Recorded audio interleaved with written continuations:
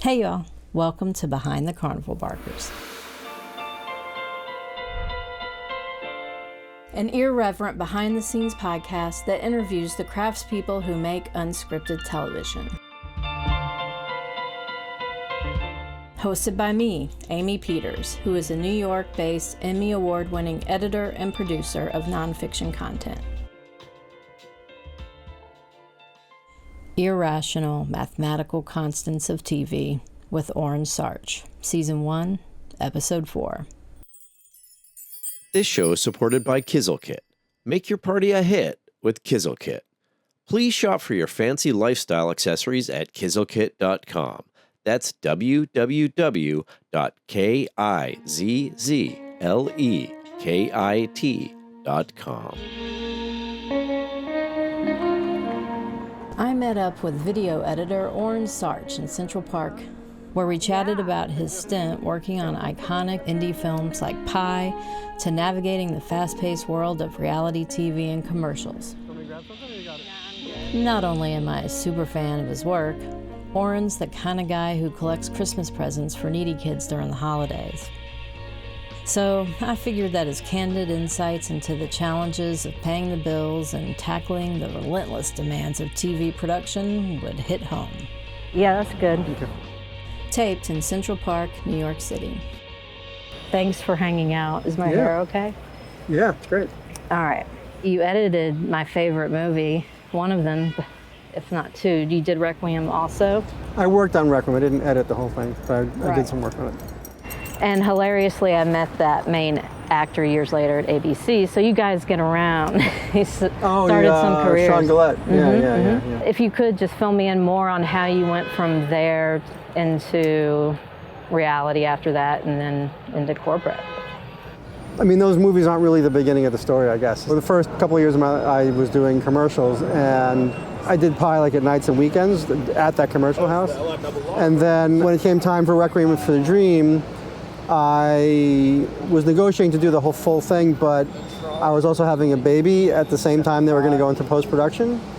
And I decided it wouldn't be a good thing for me to be doing both things at the same time. I thought the schedule would be too tough. And also, I didn't want to have to take off like 6 months from my commercial gig because I was making decent money doing that. I don't know if that was the right decision to do or not, but I ended up turning down Requiem for a Dream. I just did some pre-editing. I did the Tappy Tibbins show for it. So they shot that first? They shot that stuff first, yeah. So I stayed in commercials basically, is the end of the story. And due to the success of Pi, I was able to start my own company. I was a partner in a company called Convergence. And luckily, at Convergence, I had worked on a David Blaine special because of the connection with Darren Aronofsky and stuff like that. So I had some TV experience. It was a horrific experience, but I had the experience. So we did that for about 5 years, and we made some mistakes. We ended up selling that company, and it left me in a lot of debt. So from there, I looked around for other commercial houses to land, and I didn't really find what I was looking for. Creatively? No, I think most places were kind of like, well, if you have clients, if you have a job, you can bring it here and we'll do it with you. But I was like, no, I want someone to help sell me because I want to build up my client base, and I didn't find that kind of a deal. People weren't interested in that at the time, and so I decided just to go off on my own, and I was renting a room and cutting commercials out of that room with my loyal clients, and eventually a big core of my loyal clients got let go from advertising, which happens very often. And my commercial work started to dry up, and I started looking into other stuff. And then what I discovered was freelance commercial work, you made more per day, but they'd put you on hold for a whole month, and then you'd get maybe a week of work out of it if you were lucky. Whereas TV work, you didn't get as good of a day rate, but they would book you for like 6 months solid. Yeah. And so with kids and a wife at home and living in New York City, it was a little bit more stable to do TV work than to rely on commercials coming in or not coming in. Yeah. So I just kind of went into that field, and that's how I landed in reality TV. Amazing. So that's always where you want to land. I mean, look, if nothing else, it was consistent for a long time Yeah, and pays absolutely. well. Yep. But a theme I'm hearing along the way is exactly how hard it is to keep booked and find work and all that jazz. And you also described something as being terrible. There's a lot of like trauma that I think comes with our line of work. Well, the David Blaine show. He's a magician. He's a magician slash like he does like these feats of strength or endurance or whatever like Houdini used to do. David Blaine, by the way, is a great guy himself. But we did this ABC TV special. The problem with it was that there was two creative forces on the team: David Blaine himself and the producer, Shelley. I'm blanking on her last name. I'll think of it later. We'll obviously ADR it later. Okay. When you think of it, thank you. Appreciate do a that. phone thing. Yeah. Shelley Ross. They were both very strong creative visions, and they both had completely opposite views. So. And what were their roles? EPs? Yeah, Shelley was the executive producer for ABC, and David was David. He was on the talent. Yeah, he was a personality, but he also did some directing. He had a very strong creative vision himself of what he liked and what he didn't like. That's cool. And what would happen is, David would come in one night, and he'd work with us, and we'd cut a segment, and so he was happy with it. And then the next day, Shelley would come in and completely recut it, and then David would come back and recut it again, and we'd end up working on the same segment for like months. It was ridiculous. And so at the very end, we were putting in like, night after night after night of all-nighters, just trying to get ready for this, because it was a live broadcast. We had that deadline, and I think we ended up finishing like the day of the live broadcast, like at noon, and I think they went on the air at like 5 or something. It was something ridiculous. It was like, and I went home and I did, it was just a night, all the late nights and the stress of back and forth. It was probably the hardest job I've ever done. Damn. So. Can you talk about the craft? What's your approach creatively?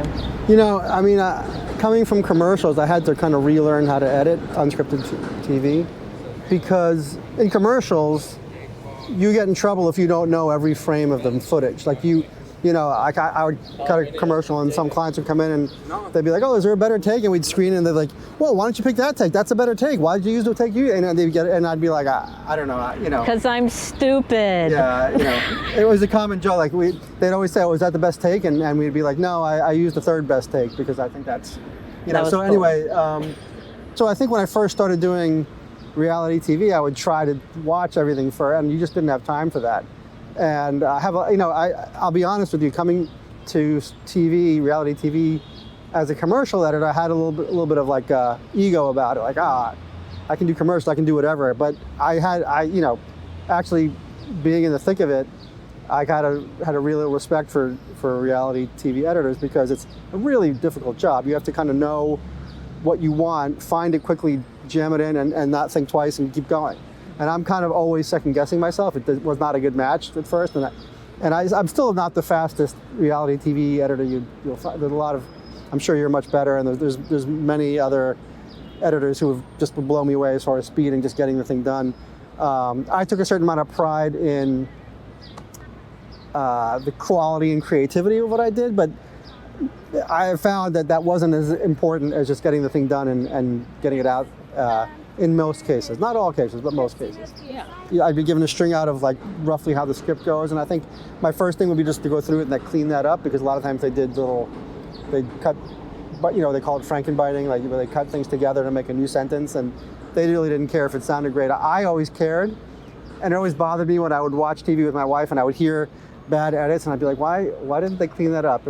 So I would do that first, and then I would go through and just try to cover up what I could cover up with what I found. And what I found to do, because usually what I would start off doing, which is my commercial way of working, was I'd go through the footage and pull selects, and then take those selects and put them in where they belong. It would take forever. So what I ended up doing was I'd start going through the footage, and if I found something, I'd put it in where it belongs, and I'd keep going. And if I couldn't figure out where it belonged, I'd just put it in a separate little sequence somewhere else. Yeah. And then I'd come back to that later if I needed shots. And at least that way I was sort of familiar with the footage, and I'd start building the sequence, and it would be a little bit faster than my normal, frame by frame routine that I was used to. The pigeons have rolled by. Yeah. And the sparrow. What's the nature of the work that made it so hard? What was really tough for me as a commercial editor, especially as a commercial editor, was like, you would come in every day and there was always 10 hours of work to do. it wasn't like, in commercials you have intense periods where for 2 or 3 days you're working nonstop to try to meet a deadline or get a cut together for clients. And then you have a period when you're like finishing the commercial and you're more like the client at a color correct session or you might have a couple of days in between jobs, and it's not always crazy. But in reality TV, you come in every day and there's always, no matter what, 10 hours of work to do. Like if you finish a thing and you're done, you're like feeling, oh great, I can relax a minute. No, right away there's another scene to cut. So that pace was tough for me to adjust to, honestly. And I would just go home exhausted at the end of the day. And often have to work late to keep up because I wasn't as fast as I probably should have been, especially at the beginning. I actually had a great sort of epiphany because as I did more and more reality TV, I was getting to be really, I don't know if I was depressed, but just not really motivated, and I would start coming in later. And I took this class. It's kind of a motivational class, and one of the exercises they did was that you kind of envision all the people that you're afraid of, and I'm not like afraid like physically, but like you're worried about this person's opinion and that person's opinion. And at the end of the exercise, and you keep all those people in your mind, and at the end of the exercise, they turn it around and say, okay, now you have to realize all those people are also afraid of you. And like for a second, like that had never occurred to me. Like it had never occurred that, because a lot of times I was a little bit older at the time, and I was working with very young producers very often, and I would be like, oh, is my opinion valid? Are they going to respect what I want? Am I too old? That kind of thing. So very imposter syndrome is what they call it these days. Yeah, absolutely. But then it never entered my mind that maybe those people would also be afraid of me. Like that I had this experience and they weren't that experienced, and maybe I was judging them at their work just the way they were judging. It never entered my mind.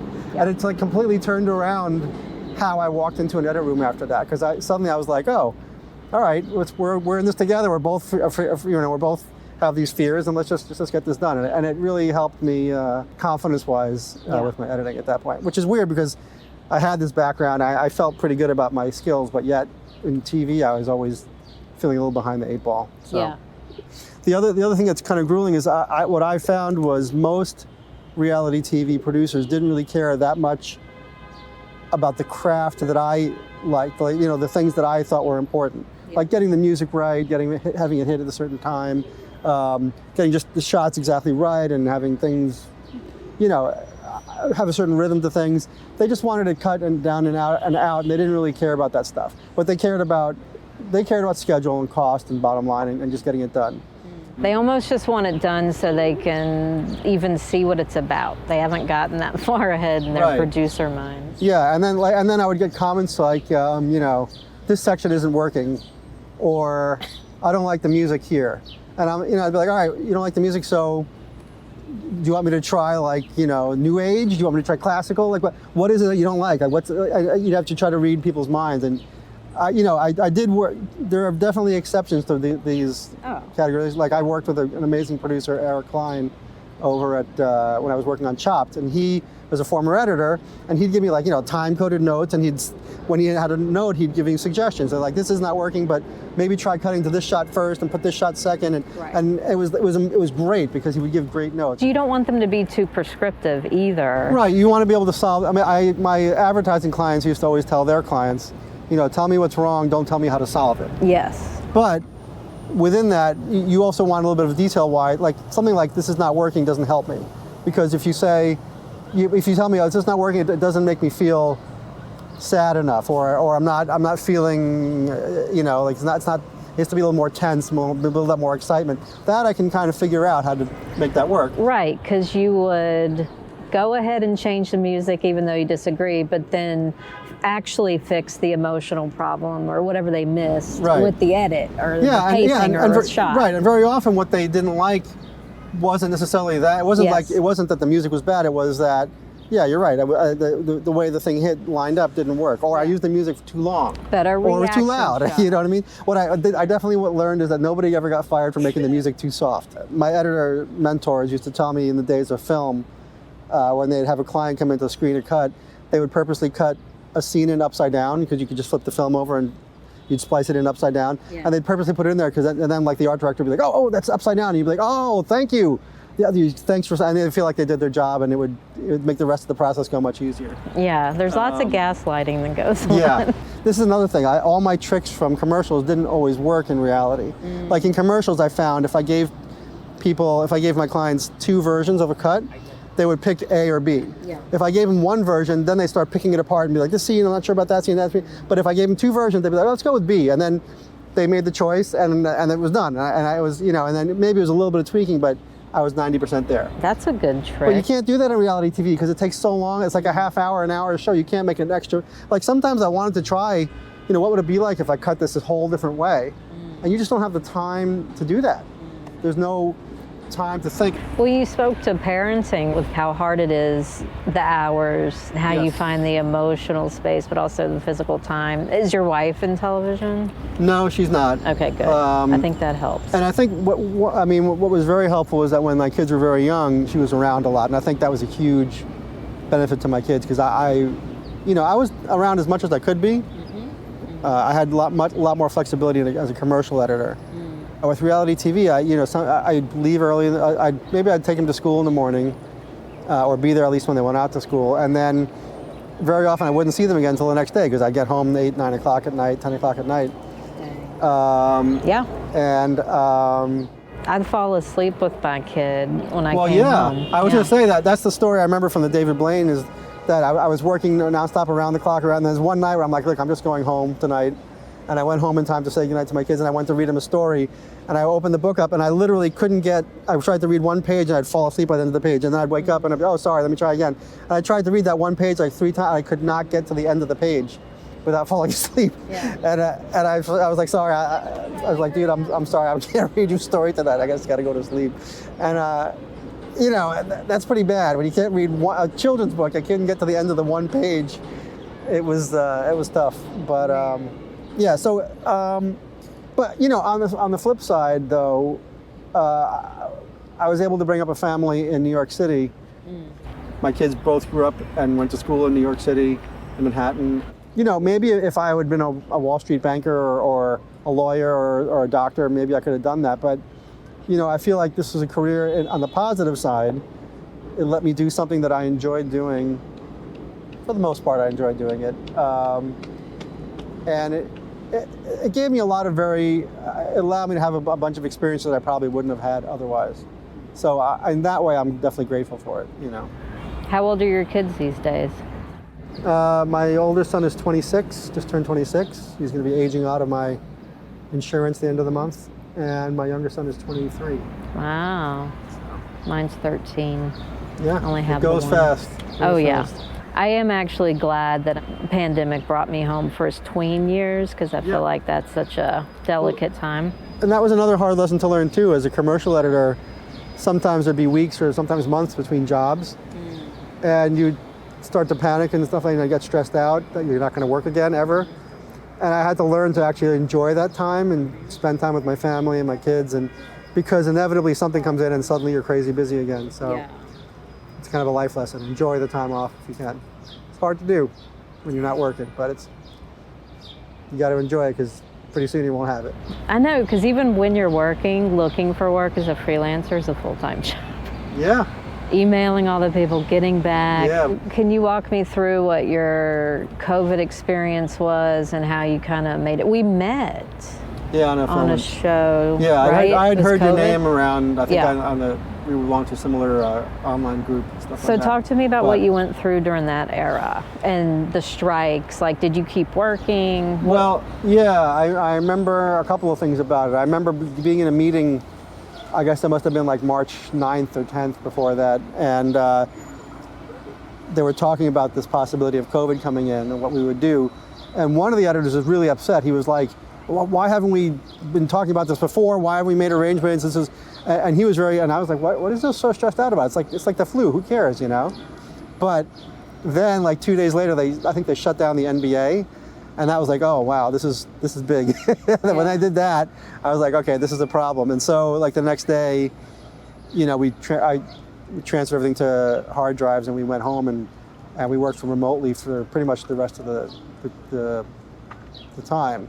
I had been contracted until June on that job, so I worked until June, and I was hoping it would go longer than that, working from home, but it didn't. I stopped working in June, and then I didn't work for like 6 months after that. And I did get unemployment, and my wife kept working remotely also, but it wasn't great. It was a very tough time financially for it. And in fact, I just had to clear up an issue we had with our landlord from that time because we fell way behind in rent.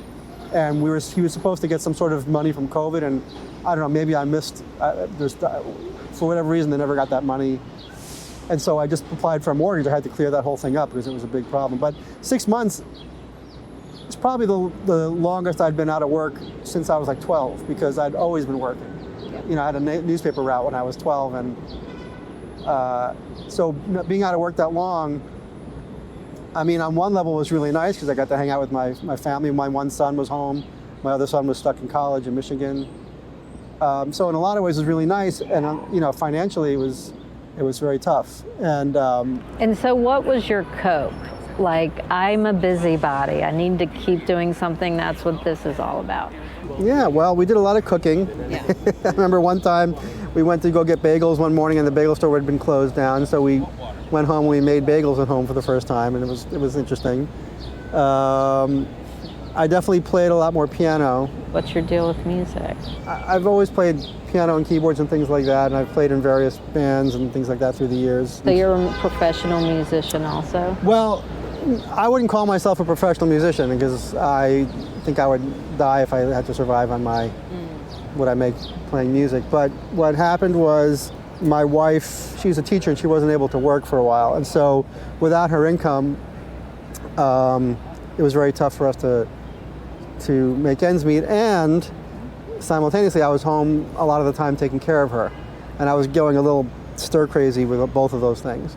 And a friend of mine suggested, he's like, well, look, as you get older, you should try to turn back to the things you love, because that's going to keep you going as you get older, you know, instead of trying to, you know, make money another way. And so I was like, hey, maybe you're right. And I started looking around on Facebook, and I found a band that needed a keyboard player in New Jersey. And I started playing out again. And I hadn't done that in 5-6 years, or definitely since before the pandemic. Yeah. And I also found in New Jersey, there's keyboard players are in demand. And so, especially when you're cheap, because at the time I didn't really care too much about making money. I just wanted to play. Yeah. So suddenly I was in 3-4 projects at a time. And so today I've been playing, and it's a lot of fun for me. I don't make a ton of money, and I'm maybe trying to remedy that one of these days, but it's something I really enjoy, and it takes my mind off things. When I'm playing music, I don't really think about other stuff. I've never seen this kind of dog before. Oh, look at that. Super cute. I forget the name of it. You've been skating on thin ice. I find it to be hard as a freelancer because the cash flow is so uneven. So it's hard to be like, just set stuff on auto and then let it go. I would envy that life. Well, yeah, for sure. So what brings you around to where you work now? And well, at the end of COVID, you're right, we both worked on a special. I started working at Bloomberg the next month. Okay. When I'm out of work, I apply for everything that looks possible. Yeah. And one of the things I applied for was Bloomberg. And I remember thinking, because I used to tell people I've done everything, when I'm editing, I've done everything but news. And so I was like, well, might as well try. And it seemed like it would be boring, to be honest with you, but it was a job, and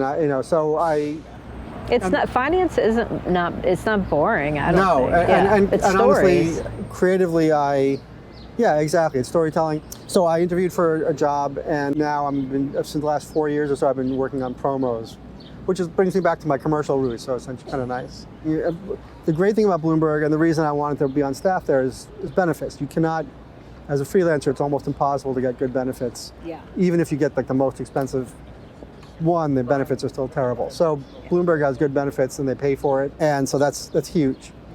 And look, for the job I do right now, I make decent money. I really do. I'm very grateful for it. But because my wife has been in and out of work, it's very hard to support a family on what I make. We're really struggling. We just bought a house, and it's very hard. We've only been there a few months, and we're already having trouble with mortgage payments. So I've talked to them about making more money, and I think when you're getting back to the editing part of it, I think one of the problems is that there's a certain lack of respect for editors because everybody does it these days. You look on TikTok, you go to Instagram, everybody cuts things together, and it's not that difficult. I mean, it really isn't that difficult of a job, really. It's being able to tell a story and being able to elevate something from here to there that I think separates good editors from just someone editing. You can be a great editor, but it's like 90% about handling it. For sure. That's huge. Yeah, I mean, there are definitely, but that's a talent that oftentimes in the work we do nowadays isn't as important, because back in my day, like I'd have clients in the room a lot, and sometimes people would sit up right next to you as you're working, and you have to be pretty confident about what you're doing, and there's definitely some editors who got shaken up by people, looking over their shoulder and watching what they're doing. Mm-hmm. And I think it's also a little bit of like problem solving, and that translates today for sure. If someone has a problem with a cut, you got to think, okay, well, what's the problem they're having, and what's the best way to solve it where I don't have to like recut the whole thing. And part of the experience that I have, that I feel like I bring to the table, is preparing for that kind of thing, preparing for notes. I always pull extra stuff and put it aside, and so if they have a problem with one thing I use, they can just swap in another thing. And some editors don't do that. Some editors, if they're, someone has a problem with what they cut, they get all upset and whatever. Oh yeah, there was one particular boss that I would edit an accordion style, where I had them like that, a visual sequence like this, and then when she famously changed the VO and the timing really bad, it was just a matter of doing that, and people get whipped up into a froth over that, and I'm like, I don't know. Look, at the end of the day, she and I don't get along, whatever, but I was okay with somebody changing the VO. But yeah, look, you have to, you learn as an editor that when someone has a problem when someone has a comment or note for you, it doesn't mean they didn't like what you did or that you did anything bad. It just means they wanted something different. So, and I really had to it took a long time for me to get around, to learn that. And you still have to relearn that sometimes. I remember one time we did a video that was my concept, and I directed it. I wrote the music for it, and we did this whole thing. It was a huge thing. At the end of the day, they didn't like it, and they ended up not using it. And I was kind of down about it, and I was talking to the guy I had worked with on it, and I'd be like, I don't know, I thought it was pretty good. I don't know why you didn't like it. And he said, well, I never for a moment thought they were right about it. And I was like, oh yeah, maybe they were wrong. It's possible they were wrong, But so I guess what I'm trying to get at is not being able to not taking those comments personally is something you have to learn as an editor, I think, any creative person, really. Because I think when you don't take it personally, it also enables you to actually send something out without being overly concerned, is this any good or not? Otherwise, you overthink it a lot. You want to make it perfect. Sometimes you're like, okay, I'll just send this out. It may not be perfect, but let's see what they think, And 9 times out of 10, it's better than what they expected anyway. So yeah. Sometimes you're your own worst enemy. Oh yeah, totally. So. Even though you might be employed, unlike 90% of the people I talk to, the future is bleak, it sounds like, to others. What do you think? Well, the problem I'm having right now, which you're right, maybe it's a better problem to have than what a lot of editors right now are having, is that the money I'm making right now is the same money I was making 25 years ago. Not even adjusting for inflation, just dollar amount. So, you kind of like to think in most careers, as you get more experienced, there's more opportunities for you to make money, more opportunities to grow and go into management, maybe, and I did own a business for a while, or a couple of businesses here and there. But now, as I look around, those opportunities are few and far between. And you kind of question, like, am I valuable at all? You know what I mean? Because I sort of have reached the limit of what I can make doing what I'm doing right now, it seems like. That's what it feels like anyway. And there's not really a great leaping off point for me to go into another more managerial position, because a lot of managerial things, they want more marketing skills or analytics and stuff like I can probably learn, but I just don't have that experience so even though I feel like I would be good for the job, I'm probably not going to get it because there's somebody who has that experience and is going to get the job. And so the point is, you know, I have a friend, for example, who went into teaching and became a vice principal. And he's about a year older than me, and he just retired at, you know, age 50, I don't know, 6 or something, 57. And he's done working. Now he has a pension and for the rest of his life and healthcare the rest of his life, and he can relax. Mm-hmm. I don't have any of that. I don't have any. I just pretty much decimated my whatever I had in my 401k to buy this house we just bought. If I were to stop working, I wouldn't have healthcare. And I definitely take responsibility for this, but the career just did not set me up for a future. You know what I mean?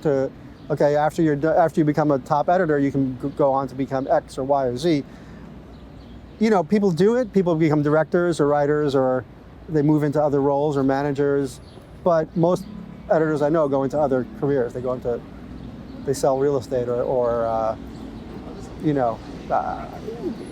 just read a thing about it from an editor who just went to start working at Trader Joe's to make ends meet. And I'm considering doing that at night just to make ends meet because it doesn't seem like there's a huge reward at the end of this journey, is what I'm saying. Even though, like, editing, you have this huge array of skills. You can do a lot with those skills. It's just that people don't always know that. It's hard to convince people to take that leap of faith that you can do all these things. The industry is shifting without a doubt into, like you said, marketing, social media. Where are the eyeballs? They're on YouTube. Right. Like any statistic shows that they're on top. So what do you do to jump into that pool when the clients with money tend to be brands now? I don't care. I would want to make more money. You just want to figure out how to make more money. Yeah, and it's a shame to say that, but you know, I still love what I do. That's one thing. I go in every morning and I edit, and I enjoy it. You know, and I can sometimes if I'm busy, I sit there all day at the computer, and I go home, and it's not like I'm stressed out, but not because of work. I'm stressed out because I can't pay my bills. Right. You know what I mean?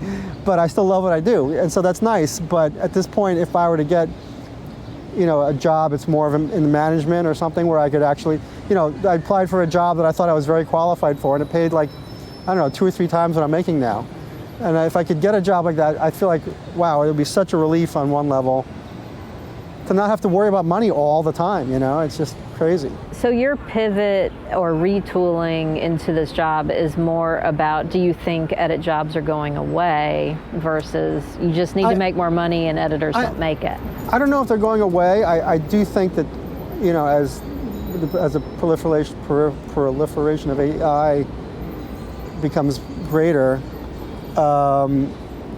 it's definitely going to impact editing, because it can already do certain things that editors do that take a lot of time.